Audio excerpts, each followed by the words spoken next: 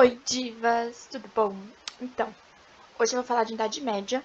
Eu vou ter que dividir esse tópico em duas partes. Eu vou falar primeiro de Alta Idade Média e depois eu vou passar para Baixa Idade Média, senão vai ficar muita coisa. Ok, vamos lá.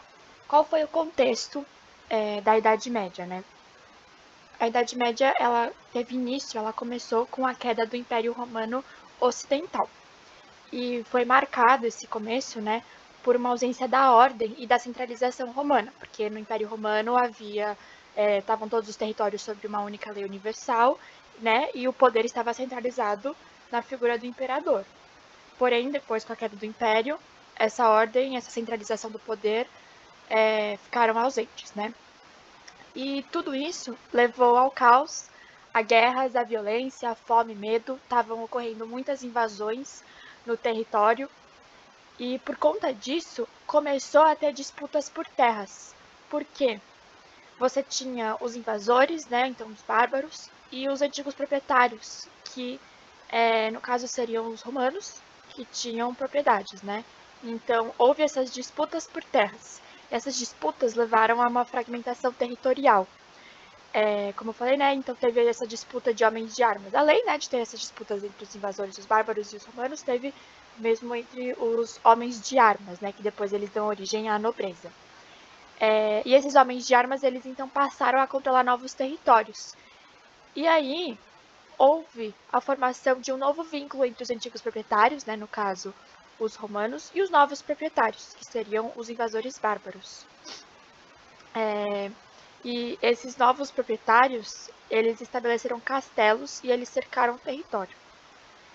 E com isso, com esse controle dos territórios, estabelecimento de castelos e cercas, né, uma nova camada social dominante foi instaurada. Então, esses seriam os futuros nobres. Então, esses homens de armas que possuíam terras e controlavam territórios, eles passaram a ser a camada social dominante. Além disso, dentro dessas terras deles, haviam pessoas que produziam, né? Então haviam populares lá dentro.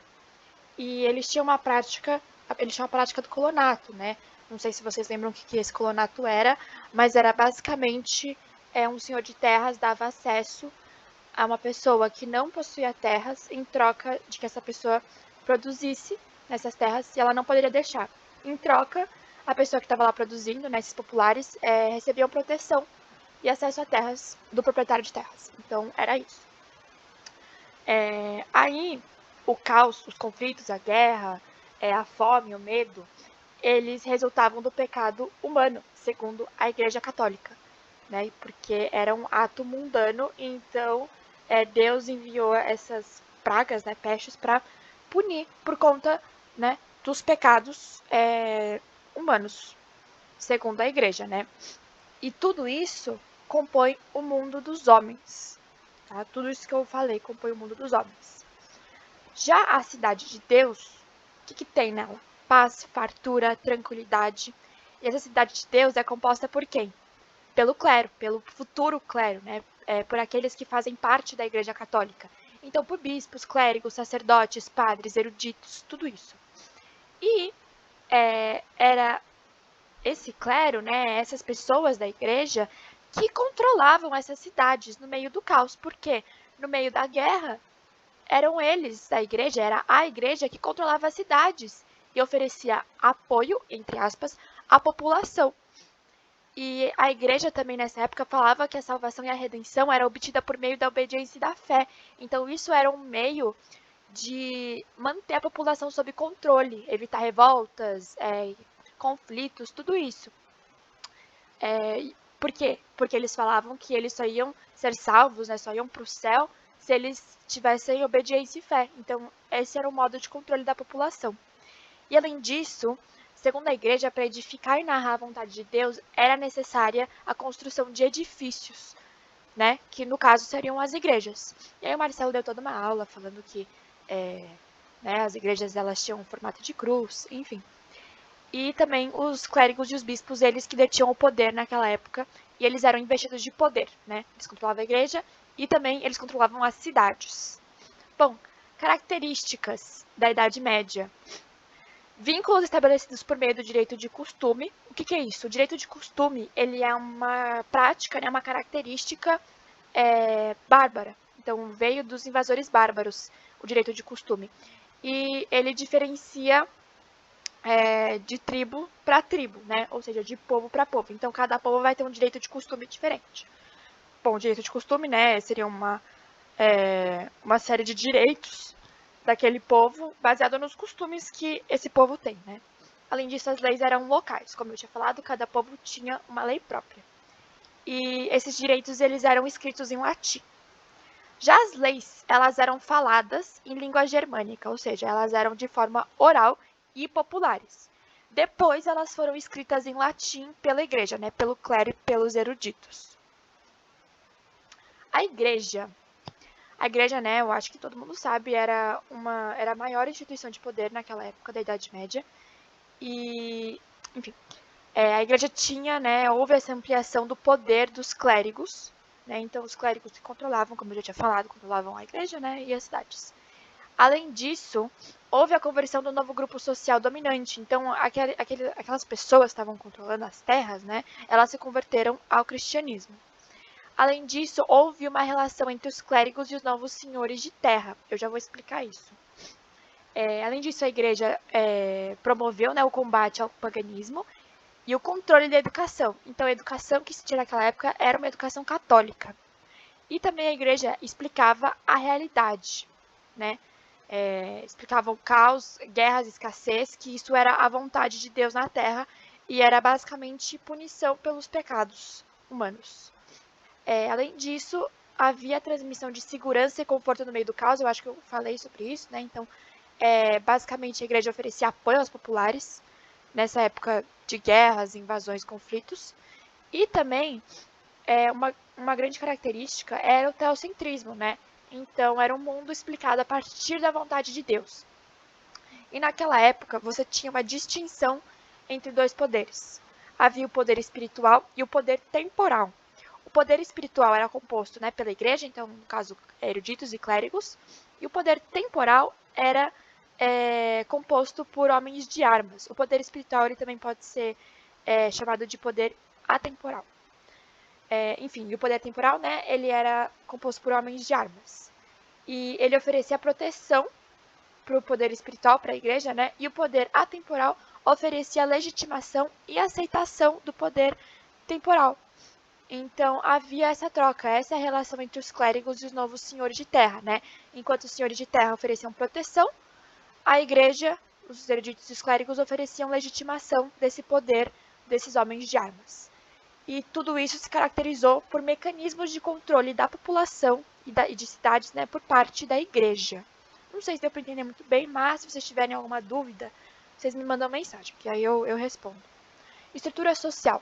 Isso aqui é muito importante. Na época da Idade Média, a sociedade era uma sociedade estamental, ou seja, não havia possibilidade de mudança de classe social. Então, se você nascesse né, do terceiro estado, você não tinha chance de ascensão social. Né? Mesma coisa com a nobreza. A nobreza não descia para o terceiro estado. No topo da pirâmide social, a gente tem o clero, os oratores, né? Então, aqueles que compõem a igreja. No segundo estamento, a gente tem a nobreza, que seriam os belatores, aqueles, né, que pegam em armas para defender cidades. E no fim da pirâmide, a gente tem o povo ou terceiro estado, os laboratores, que seriam aqueles que produzem, aqueles, né, que produzem na terra. Aqui eu expliquei direitinho, né? Então, o primeiro estamento, que seriam do clero, ou os oratores, eles são os que oram. Então, eles zelam pela espiritualidade de todos daqueles que estão na cidade ou no feudo. Só que o feudalismo vai começar mais pra frente, né?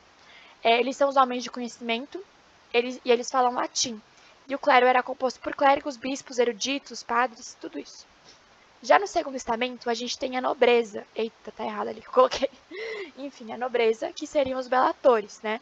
E eles seriam aqueles que pegam em armas e defendem a cidade.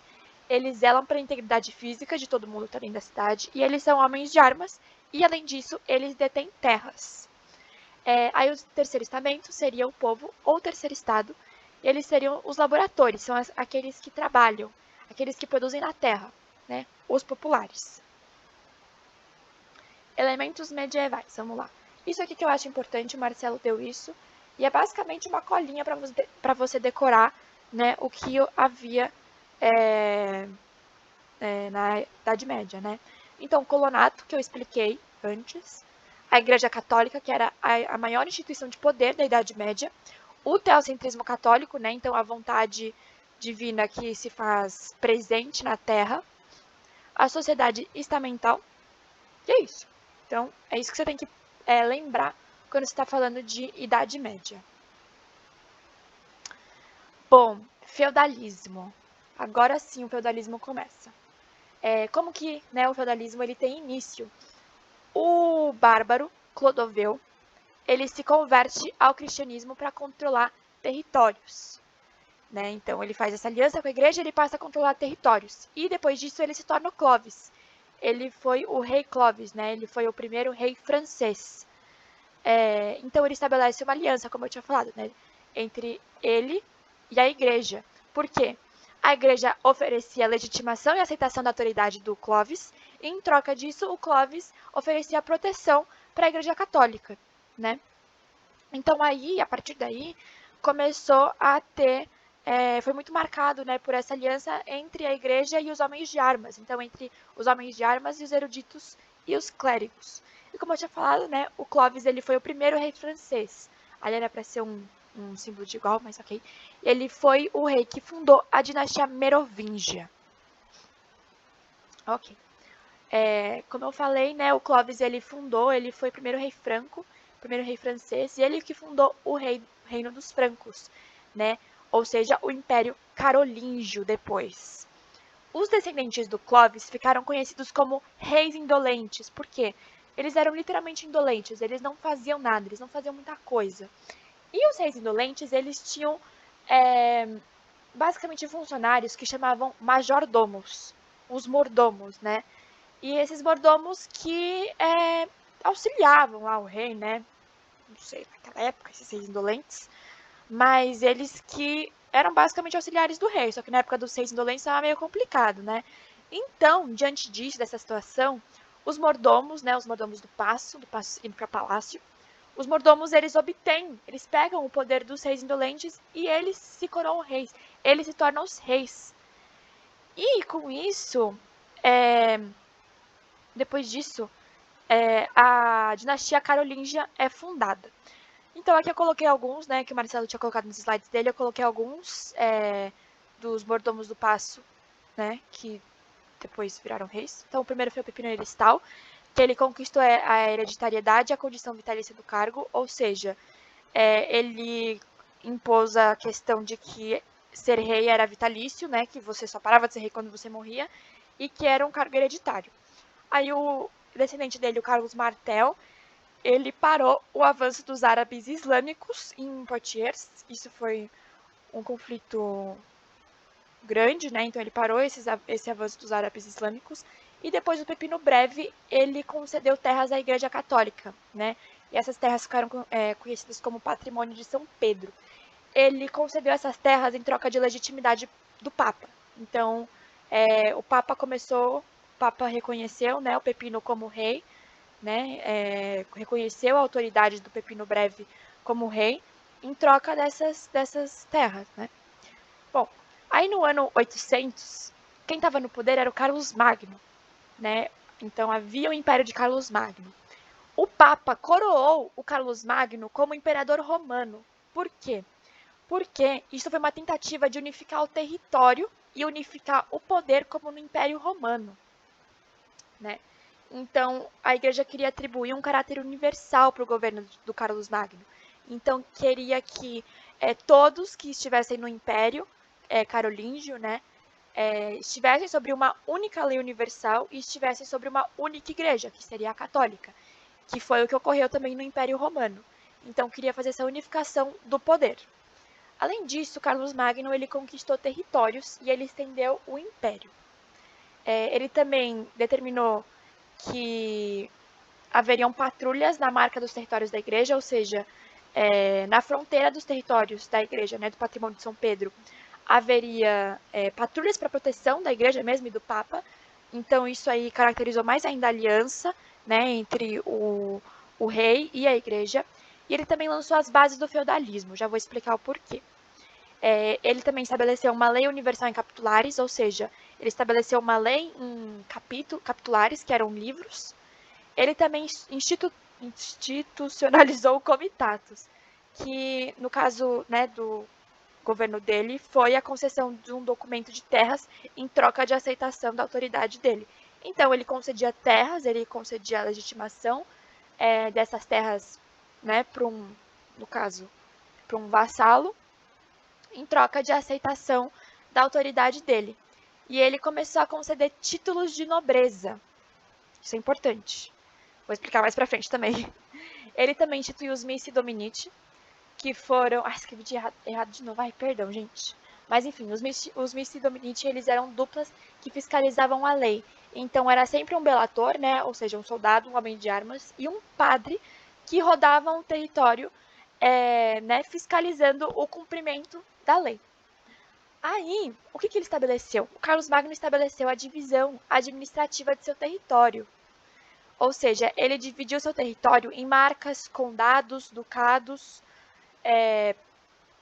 Então, cada pessoa que recebia uma faixinha de terra, né, não sei, tipo, ele falava assim, você vai receber um ducado. Essa pessoa, ela se tornava um duque. Então, foi daí que ele concedeu os títulos de nobreza, né? Então, aí que começou a surgir os títulos de nobreza e a nobreza em si. E essa divisão administrativa, né, essas faixas administrativas de terra, elas eram comandadas por senhores de terras, que no caso seriam os nobres, né? E depois do Carlos Magno, eu não sei se ele é filho do Carlos Magno, bom, enfim, um descendente do Carlos Magno, o Luís o Piedoso, ele teve 3 filhos, o Luís, o Lotário e o Carlos. E ele dividiu o território do Império Carolíngio, do Reino Franco, entre esses 3 filhos, porque estavam havendo ameaças de invasões bárbaras. E para, né, tentar impedir essas invasões, ele dividiu o território entre os 3 filhos.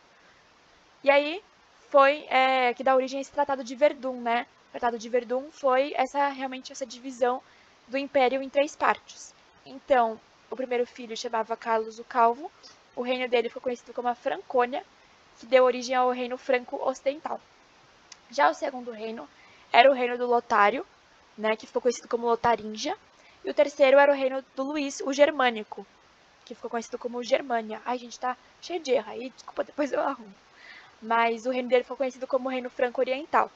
Só que o Lotário morre e o seu território é dividido em 2 partes. Aí eu acho que vocês lembram da aula do Marcelo falando que devido a isso houve um território específico, a Alsácia e Lorena, que começou a ser disputado aí, no ano de 1843, depois, né, de 1843, quando o Lotário morreu, que esse território era parte da Lotaringia. E esse território foi sendo disputado, né, até a Primeira Guerra Mundial. Então é uma disputa mesmo histórica, né? Enfim, só uma curiosidade. Só que, depois da morte do Lotário e a divisão do território, houve uma nova onda de invasões, e isso enfraquece os reinos francos. O reino franco-oriental, o reino do Carlos o Calvo, a Francônia, ela é destruída, e o reino franco-ocidental... O reino franco-oriental, que é o reino do Luís o Germânico, né? A Germânia é destruída, e o reino franco-ocidental, que agora sim seria o reino do Carlos o Calvo, né? A Francônia, é isolado. E os senhores de terras, né, eles são deixados sozinhos para se defenderem. E aí que dá origem dos senhores feudais. Além disso, né, os senhores de terra e o clero são concedidos imunidades pelo rei, o que enfraquece o poder do rei. E há, né, um fortalecimento do poder local. Então, os senhores feudais, né, aqueles duques, aqueles marqueses, os condes, os viscondes, eles começam a ter um fortalecimento do poder deles. E aí, isso contribui para uma descentralização política, ou seja, não é mais a figura do rei que configura a política é esses poderes locais. Então, a política está descentralizada, porque cada senhor de terra, né, possui seu próprio poder, governa como bem entende. E, depois disso, a Igreja Católica se torna a instituição mais forte do sistema feudal devido a uma confusão. Que confusão é essa? Os populares não sabiam mais quem que estava no poder. Era o rei, eram os senhores feudais, era a igreja, quem que é? E por conta disso, eles se viraram para a igreja mesmo, né? Então a igreja conseguiu ter o controle maior do povo, né? Por conta dessa confusão entre os poderes, porque ninguém sabia mais quem realmente estava no poder. E por conta disso, né, a Igreja Católica se torna a instituição mais forte do sistema feudal. Bom, estruturas feudais. O Marcelo falou disso, eu acho que isso é importante. Acho que tem 4 ou 5, mas enfim. A primeira delas é a estrutura cultural, né? Então, qual que era a mentalidade predominante? O teocentrismo católico. Então, a igreja, como eu falei, né, era a instituição de poder mais forte e era a igreja que, né, determinava essa mentalidade predominante. E a igreja explicava a realidade a partir da vontade de Deus, né, que no caso seria esse teocentrismo. Bom, a estrutura social. Segundo a igreja, novamente, né, Deus atribuiu uma função para cada pessoa. Então, se a pessoa nasceu nobre, era da vontade de Deus que essa pessoa tivesse essa função. Se a pessoa nasceu camponesa, nasceu do terceiro estado, nasceu do povão, era porque Deus tinha uma função para ela, queria que ela nascesse do povão. E aí, né, que tem realmente a sociedade de estamentos, que eu tinha falado antes, né, sem mobilidade social, né, então não tem essa possibilidade, em estamentos mesmo. Ah, e se for colocar na prova a sociedade de estamentos, coloca ou estamento ou camada, não coloca classe, porque não tinha meio que classe ainda. Bom, e aí como que era dividido essa sociedade de estamentos? O primeiro estamento seria o clero ou os oratores. O segundo estamento seria a nobreza ou os belatores. O terceiro estamento seria o terceiro estado ou os laboratores. Eu não vou explicar, né, porque eu já expliquei. Mas, além disso, havia uma centralização do poder pela igreja. Como eu tinha falado no outro slide, né, tinha essa confusão entre os poderes e a igreja acabou tendo um poder centralizado. Então, era a igreja que era a instituição mais forte de poder naquela época. A terceira estrutura seria a estrutura política, né? Então, haviam duas instâncias de poder, eu gosto de pensar. Tinha o poder religioso e o poder político. O poder religioso, ele era um poder universal e que ele queria, né, controlar o pensamento da população. Além disso, era um poder supranacional. Ou seja, a igreja estava lá, né, meio que fiscalizando, né, o pensamento das pessoas. Não fiscalizando, né, porque não tinha como fiscalizar, mas queria controlar o pensamento da população para realmente a população estar sob o controle da igreja, né? Além disso, havia o poder político, que era o poder dos nobres. E eram eles que detinham as terras, né? E eles, no caso, detinham o poder, por conta dessa descentralização política característica do feudalismo. E foi aí que houve, né, essa relação de suzerania e vassalagem. A origem foi o Comitato Germânico. Eu acho que é bom lembrar o que o Comitatus era. Que era quando um líder bárbaro ia para a guerra e conquistava terras. Esse líder bárbaro, ele concedia terras para os seus para sua tribo, né? Em troca de lealdade. Então essa tribo dele, os guerreiros dele tinham que jurar lealdade e fidelidade a esse líder. Era basicamente isso o Comitato Germânico, que deu origem à relação de suzerania e vassalagem. E é importante destacar que essa relação de suzerania e vassalagem era entre nobres, então não era entre... É diferente do colonato, então não era entre uma pessoa do terceiro estado e um nobre, era realmente entre dois nobres, e o suzerano é aquele que detém as terras, né? E o vassalo é aquele que recebe as terras do suzerano. Além disso, havia uma cerimônia de doação das terras, né? Que era chamada de homenagem. Até coloquei uma luminura aqui, eu acho que esse é o nome. Aí, a quarta estrutura seria a estrutura econômica, que era baseada na produção e distribuição de recursos, né? Então, no caso, alimentos, grãos, essas coisas.